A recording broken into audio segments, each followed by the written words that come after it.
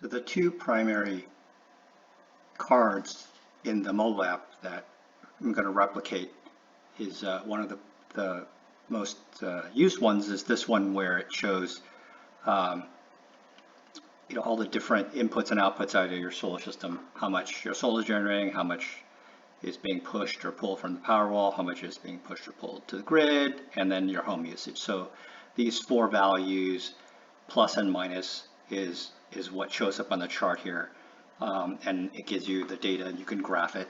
So that's the first thing, and I'll link the other series I did on actually how you use the Tesla API and the code to actually pull the data. So I won't repeat that in here, but this is the data you're going for.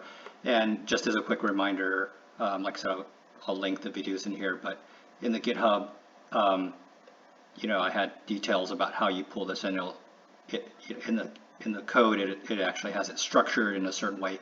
You could change it, but this is how I set it up in the naming convention I use. So some of this is already predetermined from the API, the values in there. So it pulls it from here and inserts it into the database, InfluxDB.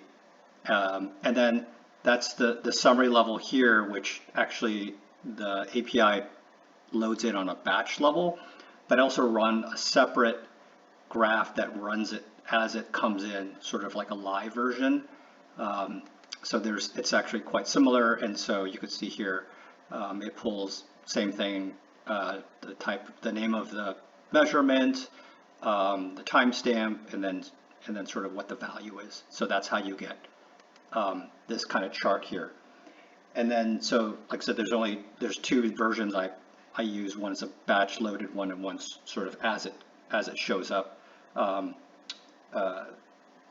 As it sort of downloads it from the live data. And then the last card is this one. It's called Impact, and this one has a breakdown.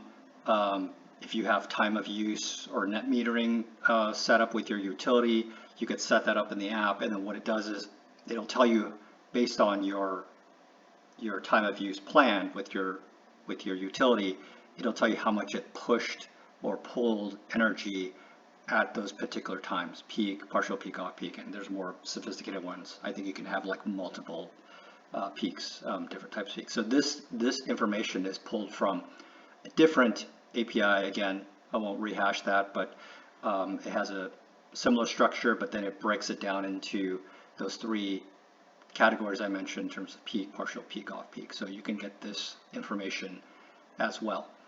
And you'll find actually in the code, you'll see that I had different databases, different names of databases.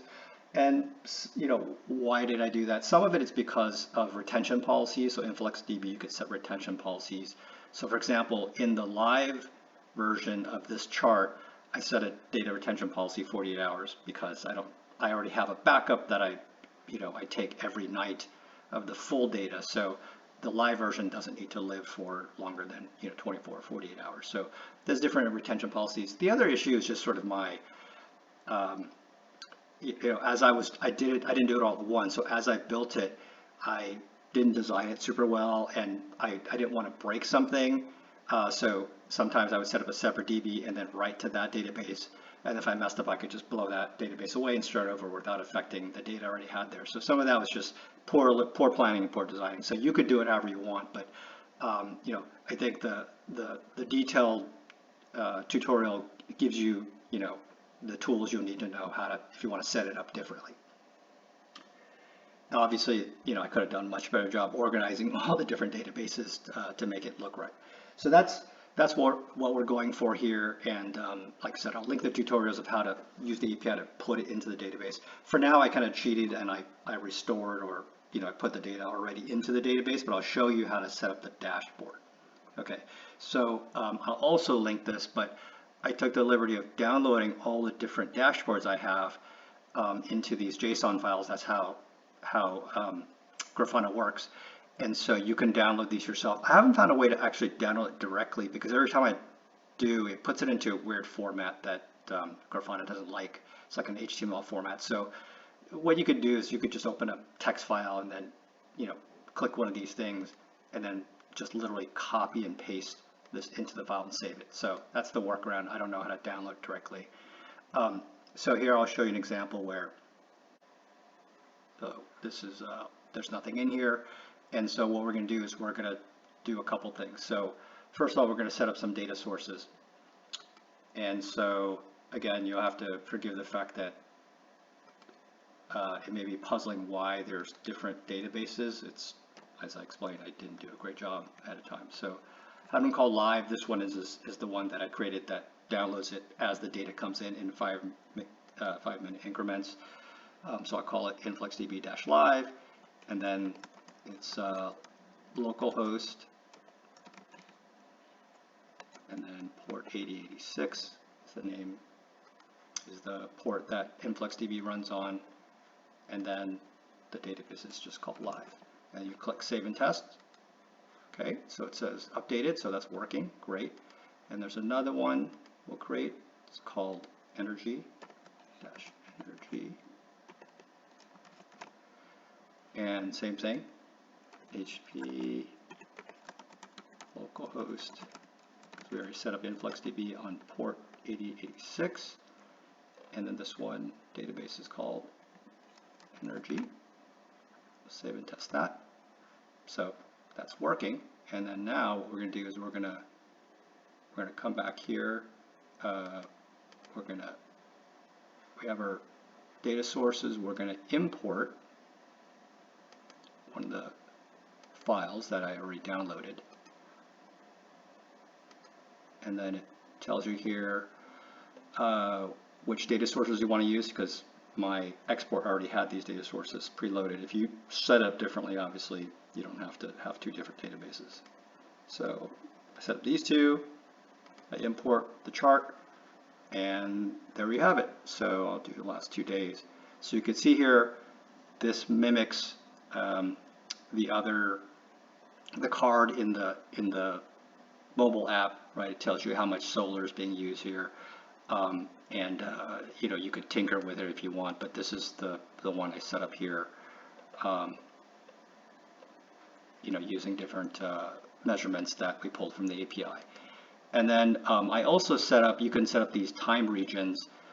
This is actually, there's kind of a bug in the latest version of this type of chart. It doesn't have it, so you have to use like a older legacy version. Whenever that's available, I presume they'll port it over. But these are like my peak hours, right? So this is at 1500, which is 3 o'clock. My partial peak begins at 4 o'clock, which is 1600. My peak begins, and it stops at 9 p.m. and then goes back to partial peak till midnight, and then it's all off peak. So I can color that in, and that's similar to what the app shows when you set up your time of view. So this gives you, you know, what the output is at the moment, you know, in 5-minute increments. And here you could set up like, you know, how far you want to go back. This is the live version, which only has 2 days worth, but I have one that goes back a much longer period of time.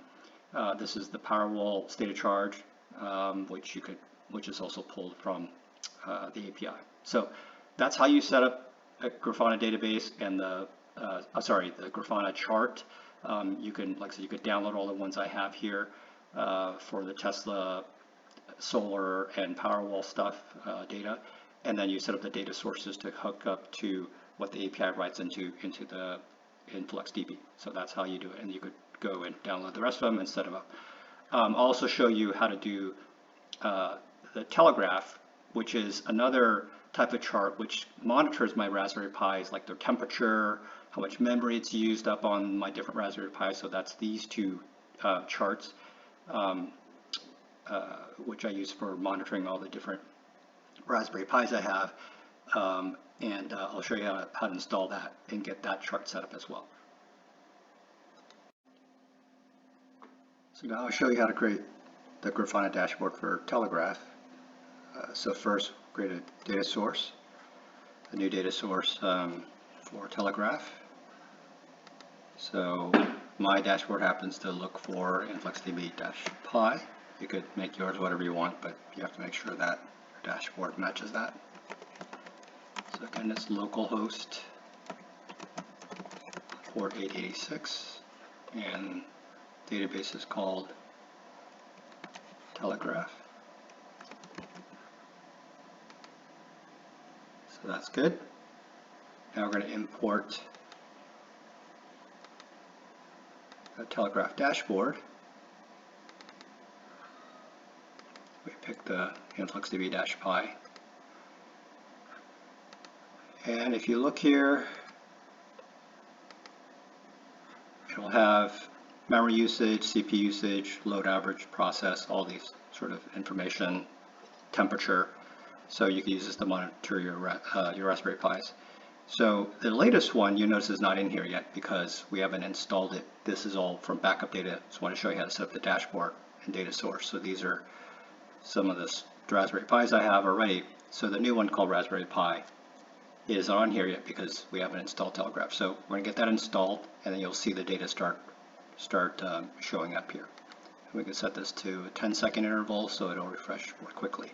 But you can see here it's not even in the values because it hasn't been populated yet. So we'll do that now. So now we're going to install Telegraf. I'll link the detailed instructions, step-by-step instructions, so you don't have to worry about keeping up with the typing because it's quite long. So I'm going to run these commands, which will help us get Telegraf. Oops. Raspberry Pi here. This is getting like the key for the download here. You'll see here, similar to the other installs, it can recognize the OS we're on, which is Bullseye, which is correct. I'm going to get installed here.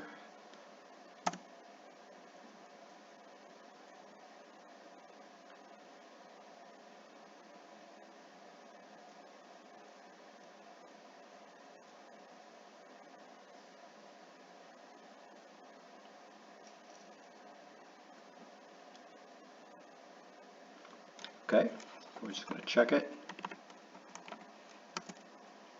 This automatically enabled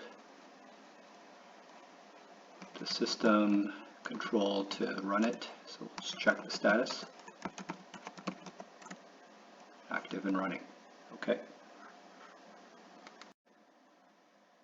So now that it's installed, we want to do some quick edits for configuration to enable the dashboard. So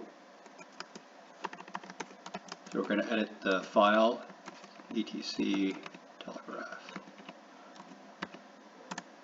So the first thing you want to do is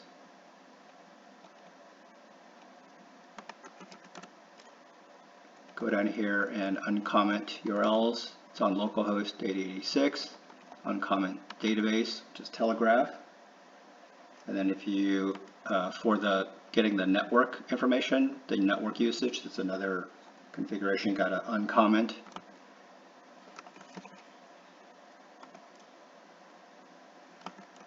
Called inputs.net. So over here, this will give you the network interface data, so you want to uncomment that.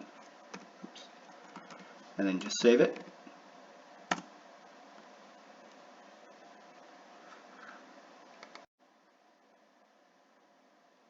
And now you want to restart Telegraf service.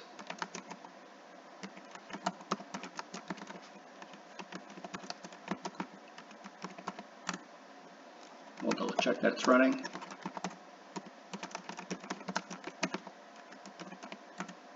Okay, active and running.